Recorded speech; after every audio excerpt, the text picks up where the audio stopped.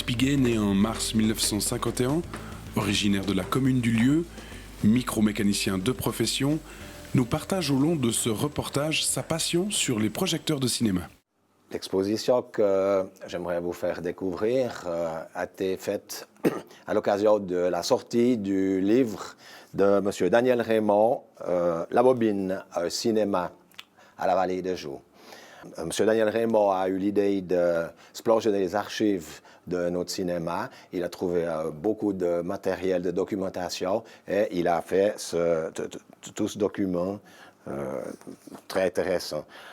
Pour certains renseignements techniques, Daniel Raymond s'est approché de moi pour que j'essaye de lui donner les renseignements sur les machines, sur les projecteurs, dans la mesure de mes moyens, vu que ça fait depuis très longtemps que je travaille dans le cinéma, depuis l'âge de 18 ans. Donc voilà, j'ai commencé avec les lampes à arc, donc j'ai pu lui donner un peu, lui expliquer comment ça se passait, et il a pu en parler dans son livre.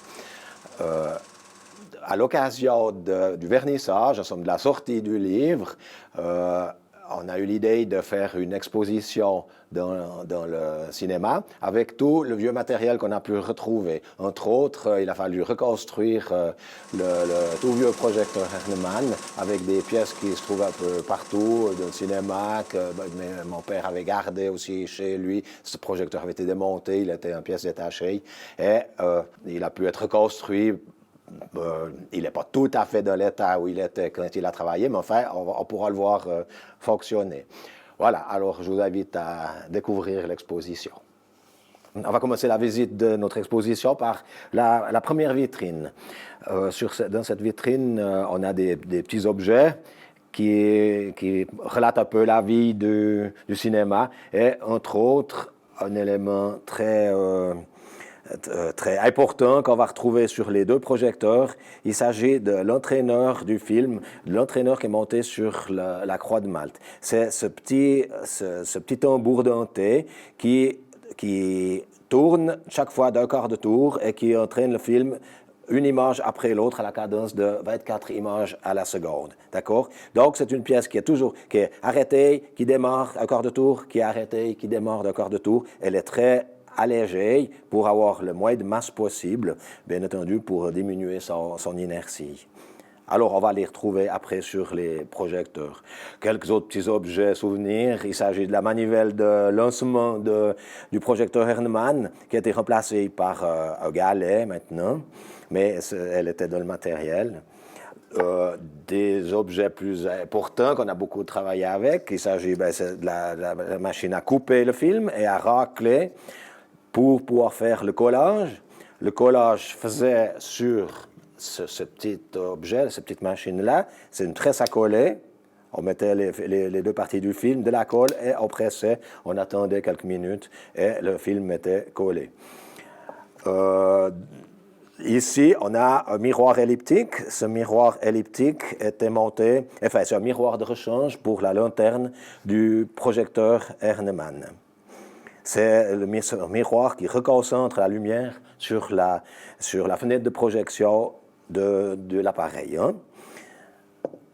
Ensuite, on a parlé des lanternes. Les lanternes, c'est donc les sources, on va les voir tout à l'heure, mais ici, on a les charbons. Les charbons, c'est en somme les électrodes. C'est les électrodes qui sont utilisées dans les lanternes et entre lesquelles on tire un arc électrique.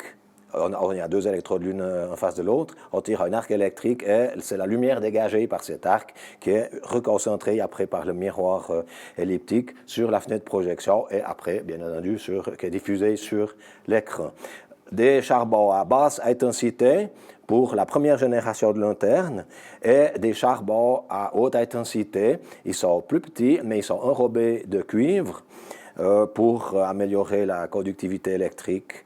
On parle ici de courant de 60 ampères à peu près, tandis qu'ici, on avait la moitié, à peu près 30 ampères. Voilà. Encore une pièce intéressante. Il s'agit d'un objectif. Ça, c'est les plus gros objectifs qu'on a eus sur les projecteurs Philips. C'est l'objectif cinémascope. cet objectif est équipé d'une lentille à section cylindrique devant, ça s'appelle un anamorphoseur, et ça permettait d'élargir l'image pour avoir un écran très large. Voilà, un objectif de cinémascope. Voilà, eh bien, on a fait la première vitrine. Alors, cet objet, c'est un redresseur. Le cinéma était équipé de 2 redresseurs assis. Il servait à alimenter en courant continu les lampes à arc des projecteurs. Il fonctionne grâce à 2 tubes diodes, des gros tubes électroniques. Ces tubes émettent une belle lumière bleue qu'on aura l'occasion de voir tout à l'heure quand on allumera les lampes à arc.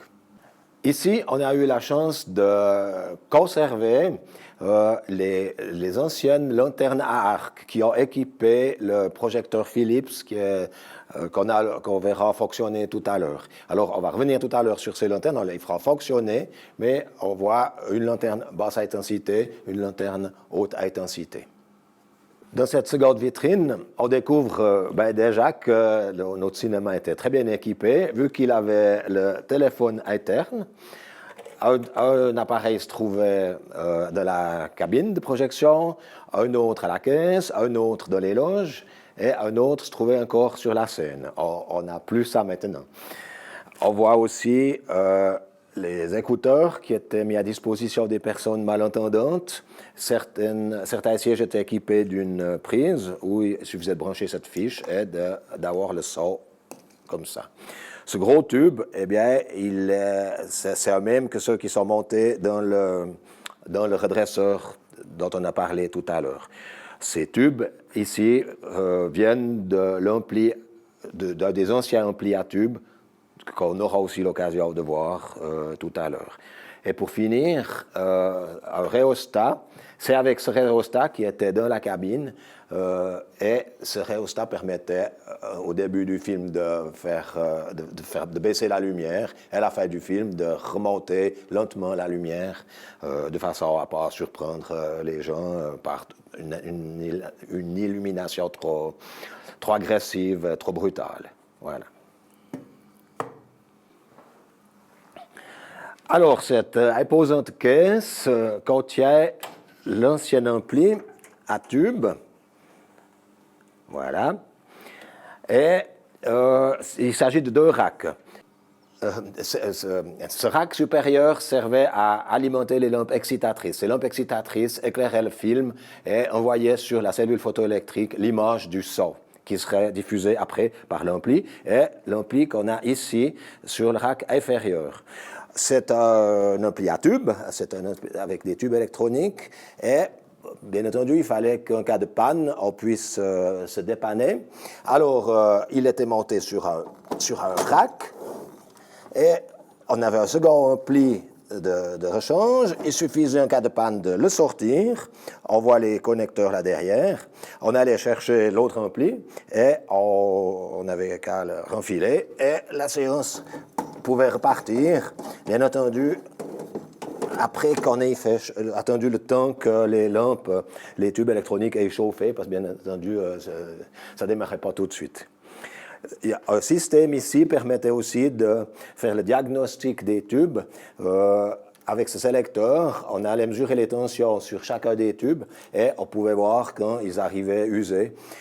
Contrairement aux transistors, les tubes, ils ont tendance à baisser, puis il arrive un moment où ils sont encore bons, ou bien c'est juste limite. Donc, avec ce système-là, on pouvait voir quand c'était le moment de bientôt changer nos tubes. Donc, on pouvait faire une partie des dépannages soi-même au cinéma.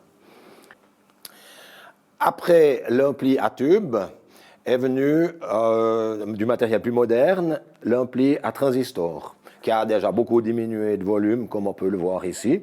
Alors, cet ampli a fonctionné pendant une vingtaine, trentaine d'années, avant qu'on installe le son numérique.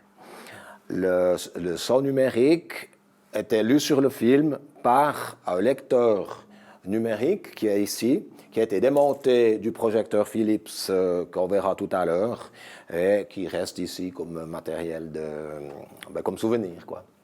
Dans une cabine de projection, il y a une petite machine qui est aussi nécessaire que les projecteurs. Il s'agit de la bobineuse.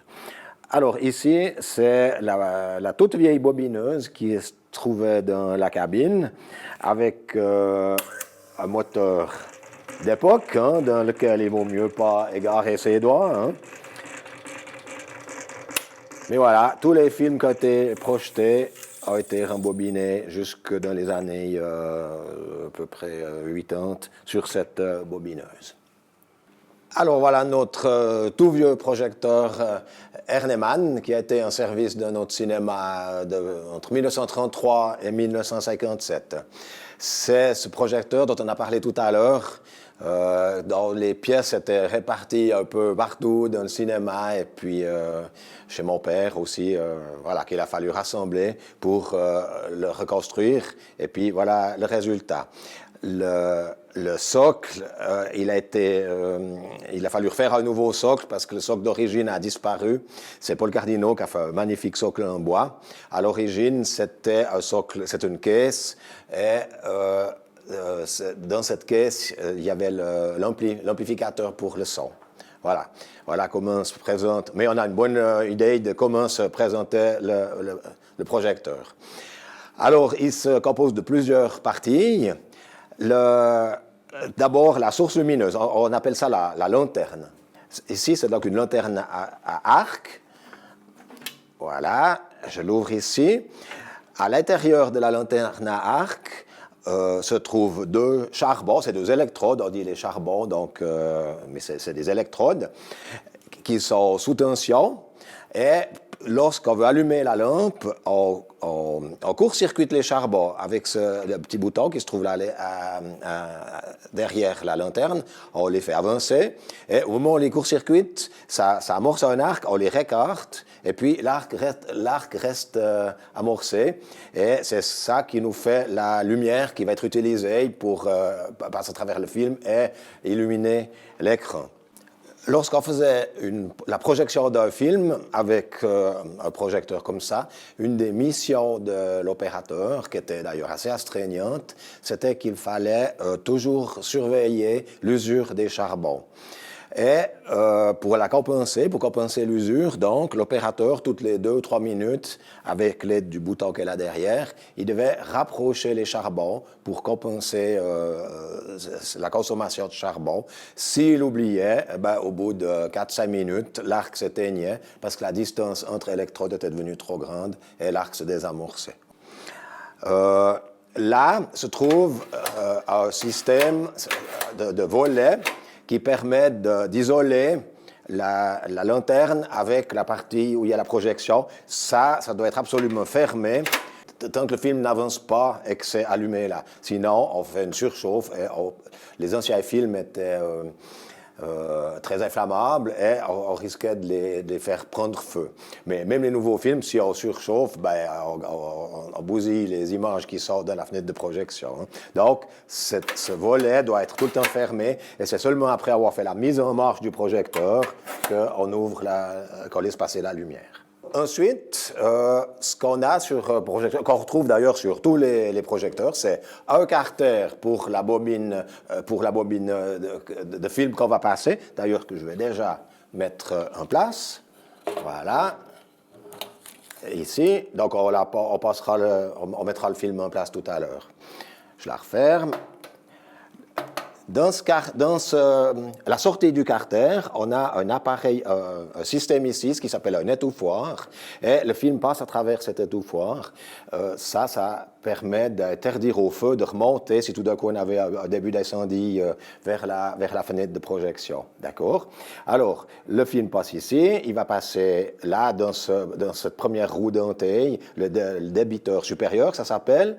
Il va passer ça s'appelle le couloir de projection, la fenêtre de projection ici, et c'est là est concentrée la lumière.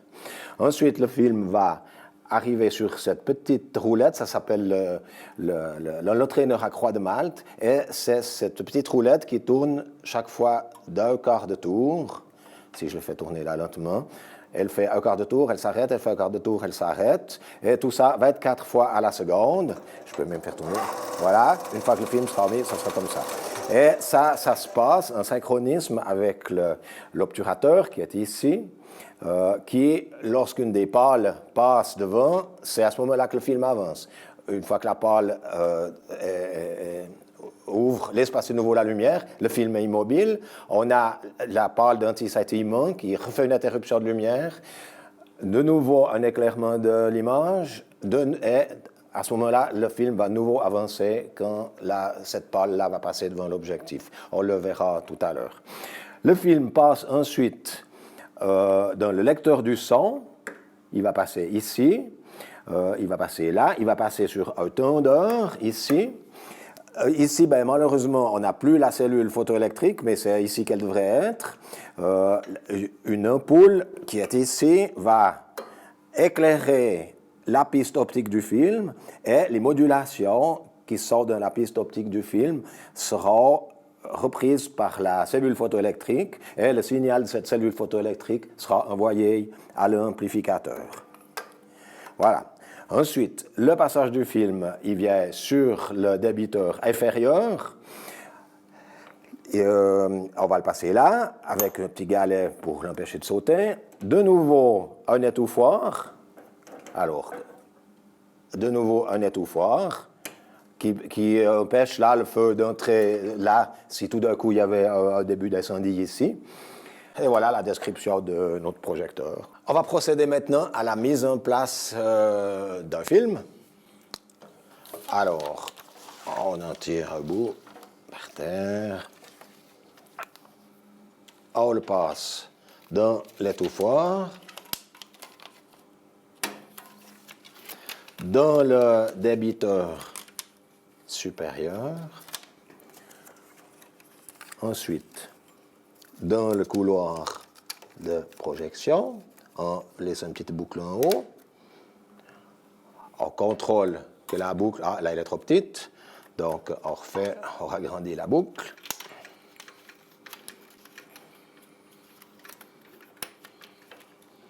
Voilà, c'est parfait. On n'oublie pas de rabattre l'objectif. Alors, juste en passant, ces gestes-là, c'est chaque fois pour moi assez une émotion parce que mon père, il a fait ce travail dans les années 30 et chaque fois, je repense que mon père a fait ces mêmes gestes lorsque c'était ce projecteur qui était utilisé. Alors, c'est une petite émotion et surtout la première fois que je l'ai remis en train, quoi. Alors, on va passer la suite. Alors, la boucle inférieure qu'on réglera après, et le passage dans le lecteur du son. Voilà. Bon, le lecteur du son ne fonctionne plus, mais on passe quand même dedans. Voilà. Dans le tendeur. Ensuite, le débiteur inférieur. On laisse un peu de mou. On contrôle déjà qu'il y a une boucle à peu près correcte. Voilà. Et on va le passer par l'étouffoir du carter inférieur. Voilà. Et maintenant, il faut le crocher dans la bobine.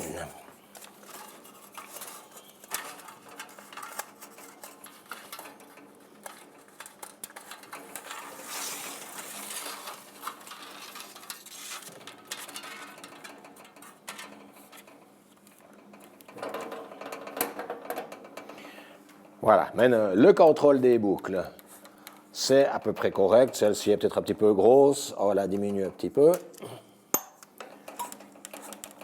Voilà. Alors maintenant, on va voir le travail de l'obturateur. Donc, comme on peut voir quand je tourne à la main, le film, il avance par saccades. Il est immobile. Alors, au moment il est immobile, maintenant il avance, maintenant il est mobile, maintenant il avance. Quand il avance, il faut qu'on masque la lumière. Alors, au moment où c'est la pale d'obturation qui va venir devant l'objectif, voilà, le film avance, il a fini d'avancer et la pale d'obturation découvre de nouveau l'objectif.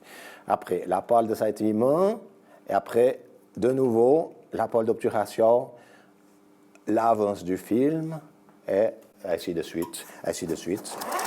Voilà. Donc, le projecteur est prêt à faire le... Ah, il y a la boucle qui est un tout petit peu grosse encore en bas. Je vais encore la diminuer. Voilà, j'ai trop diminué. C'est...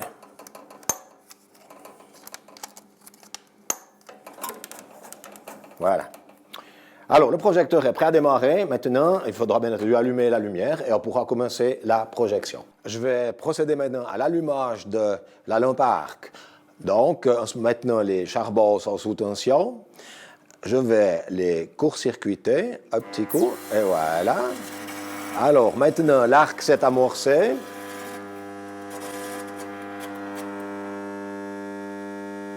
Voilà. Alors maintenant, la lampe, on doit laisser l'arc se stabiliser pendant 1 ou 2 minutes. Et puis, on peut commencer la projection. Le courant qui alimente cet arc nous est fourni par le redresseur qui est là derrière, qu'on va voir maintenant. Le redresseur va nous fournir le courant continu pour la lampe à arc. Donc, comme on a dit tout à l'heure, c'était des diodes. Elles vont s'illuminer au moment où elles vont être chargées. On va voir le flux des électrons qui va dégager une belle lumière bleue. Alors, voilà.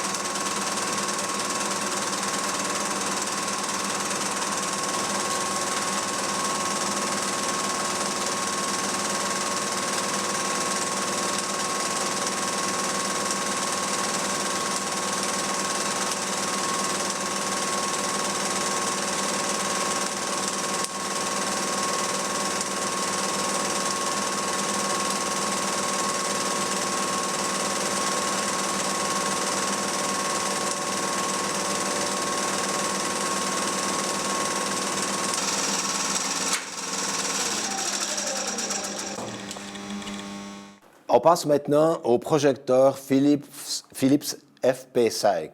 Ce projecteur a été en service dans notre cinéma depuis 1948 jusqu'à 2012. Avant de faire la description du projecteur, on va déjà parler des sources de lumière. Là, il est équipé d'une lanterne xénon, mais à l'origine, il était équipé d'une lanterne aussi à arc, à basse intensité. Et aussi, il a été équipé après d'une lanterne à arc à haute intensité. On a la chance d'avoir ces lanternes ici, donc on va regarder d'abord ces lanternes, après on revient sur le projecteur pour la description de la machine. La première lanterne qui a équipé notre projecteur FP5, eh bien la voilà. C'est une lanterne aussi à basse intensité, avec un système d'avance manuel. Ici aussi, l'opérateur devait, toutes les 3-4 minutes, tourner la manivelle qui est là derrière pour faire avancer les charbons de façon à garder une distance constante entre les deux électrodes et que la densité de lumière soit toujours égale sur l'écran. On reconnaît les mêmes éléments qu'il y a sur l'autre lanterne de l'Hernemann, c'est-à-dire un volet là devant. Et on va voir maintenant l'intérieur de la lanterne. Alors, à l'intérieur de la lanterne, on retrouve exactement le même montage que dans la lanterne Hernemann, c'est-à-dire les deux charbons et un miroir qui est plus gros. On avait déjà une plus grande quantité de lumière qui était utilisée. Le miroir est à peu près le double de surface de celui de l'Hernemann. On va faire fonctionner cette lanterne. Alors, il faut bien entendu la fermer parce que sinon on sera aveuglé. Et voilà. Et voilà l'allumage. On contrôle la position des charbons. Et voilà, et le centrage.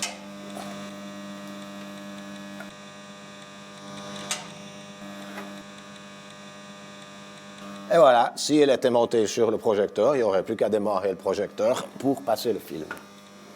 Voilà la seconde lanterne qui était utilisée sur le projecteur Philips FP5. Il s'agit ici d'une lanterne plus moderne que celle d'avant. Elle était déjà plus puissante. On utilise des charbons à haute intensité dedans. Voilà l'intérieur de la lanterne. Ici, avec ce levier, je peux faire descendre la protection pour le miroir qui était en bas lorsqu'on faisait l'allumage de l'arc de façon à ce qu'il y ait des projections qui viennent contre le miroir. Là, je le relève pour voir bien les charbons.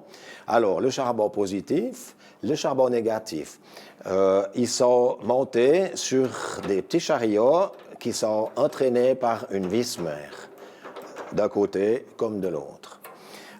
Cette vis mère est actionnée par un petit moteur à courant continu qui fait aller ces deux balanciers. On verra ça par l'intermédiaire de deux câbles. On verra ça au moment où la lanterne sera en fonction, sera allumée. Ce qu'on peut voir encore, une chose intéressante, c'est ce bobinage qui se trouve là derrière. C'est un électroaimant.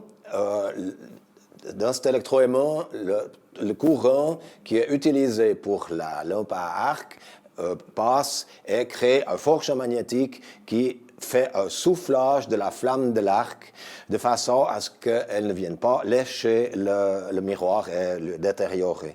Donc, au moment où l'arc est allumé, la flamme, elle part en avant et elle monte sans risquer de détériorer le miroir. Alors maintenant, je referme là et je baisse la protection du miroir. On ferme la lanterne et on va l'allumer. Alors, de même que sur les autres, on court-circuite les charbons. Alors, voilà.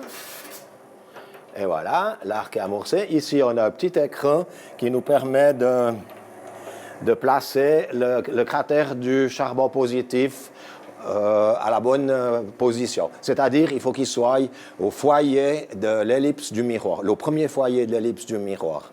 Ce miroir elliptique va reconcentrer la lumière au deuxième foyer qui se trouvera juste à l'endroit de la fenêtre de projection du film. Alors, en ce moment, on peut entendre et puis on peut voir les balanciers gentiment osciller, et c'est eux qui s'occupent de l'avance du charbon. Donc, le travail du projectionniste était un peu simplifié. Là. Il n'avait pas à tout le temps venir faire l'avance. Mais il fallait quand même toujours avoir un œil, parce que ça arrivait que ça se décale légèrement. Donc, c'est quand même des lampes qu'il fallait toujours surveiller. Il faut dire aussi qu'avec les charbons haute intensité, on avait une usure de 3 mm par minute sur le charbon positif. Donc, une bobine de 20 minutes, ça nous faisait 60 mm d'usure de charbon. Donc, c'était assez conséquent.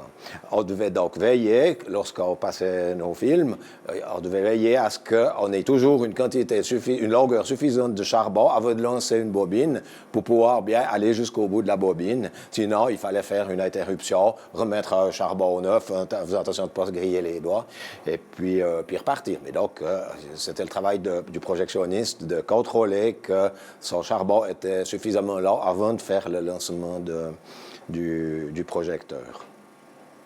Alors, nous voilà revenus vers le projecteur avec la troisième lanterne qu'il a équipée.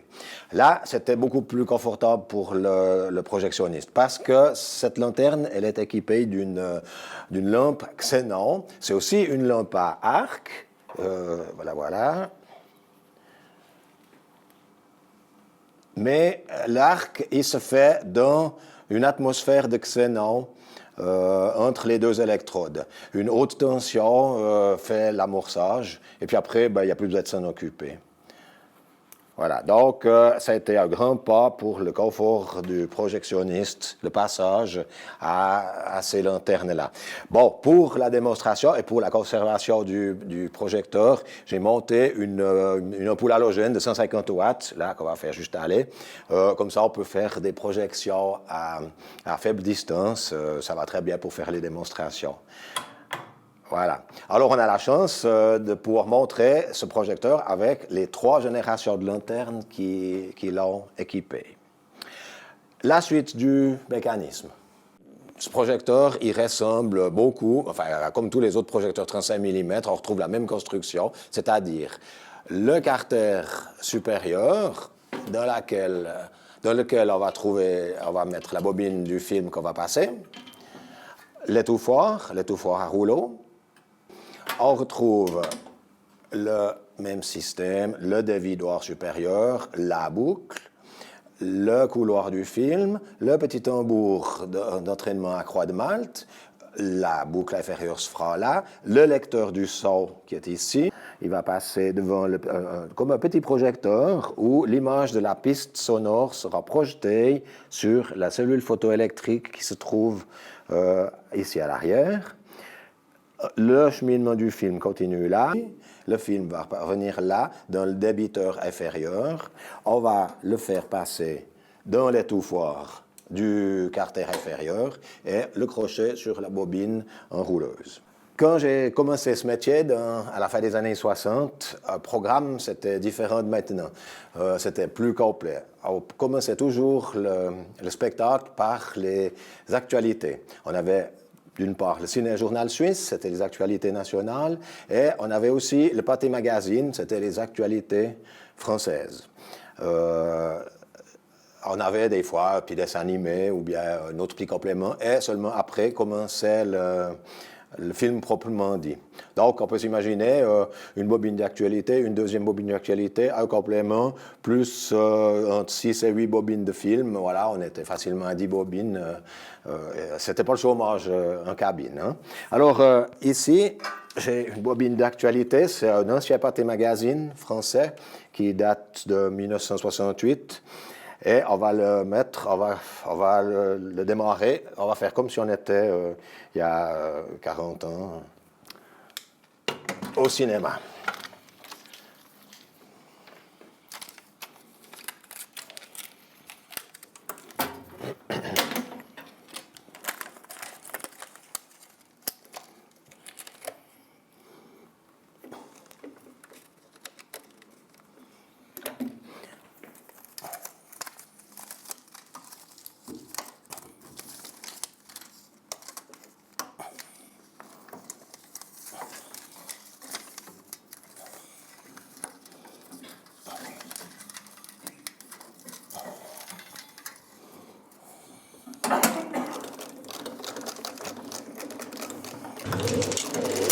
Et voilà, c'est parti.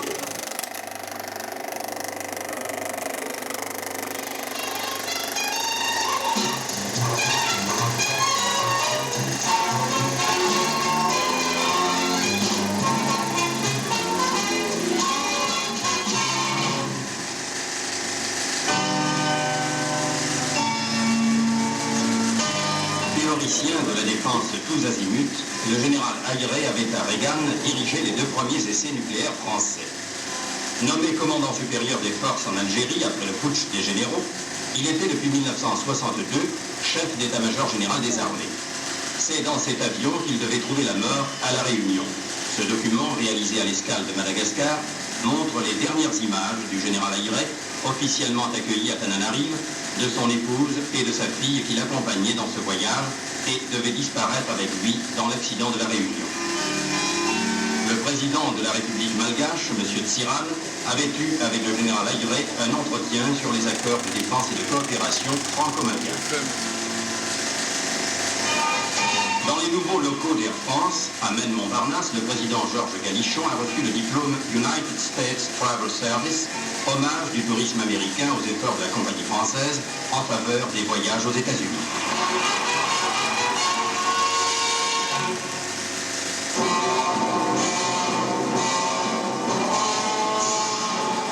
Mars 1962, 1938, l'ultime effort tenté par le chancelier autrichien Kurt von Schuschnigg en faveur du plébiscite qui permettrait à l'Autriche d'affirmer sa volonté d'indépendance est voué à l'échec. L'agitation soigneusement entretenue par Berlin des nazis autrichiens, qui multiplient leurs démonstrations, va permettre à Hitler d'exiger par un ultimatum au gouvernement de Vienne l'ajournement du plébiscite. Après l'annexion de la Sarre, puis celle de Danzig, Hitler poursuit implacablement son œuvre de désagrégation du traité de Versailles. Le 11 mars 1938, sans autre forme de procès, l'Allemagne absorbe l'Autriche. Sans tout périr, les détachements de l'armée du Troisième Reich prennent la route de Vienne, où un nouveau chancelier vient d'être nommé, le Gauleiter Seyss-Inquart. Hitler n'a plus qu'à venir à Vienne cueillir le fruit mûr de la victoire. L'émotion de l'Europe n'a pas été assez efficace pour arrêter net une ascension qui, aux ides de mars 1938, semble encore irrésistible.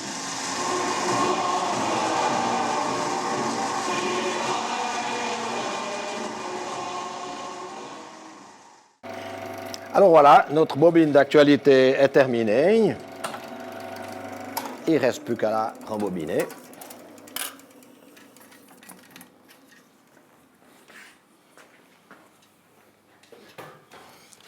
Alors, sur notre vieille bobineuse,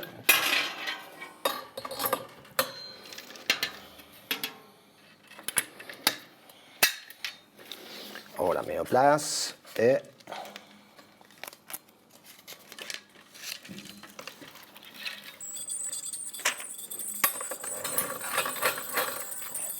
Au travers de ce documentaire, le souhait de Patrice Piguet a été de faire connaître aux générations suivantes la façon dont fonctionnait l'ancêtre du Beamer et de faire également découvrir toute cette belle mécanique qui transmettait il y a fort longtemps de l'image de nos cinémas.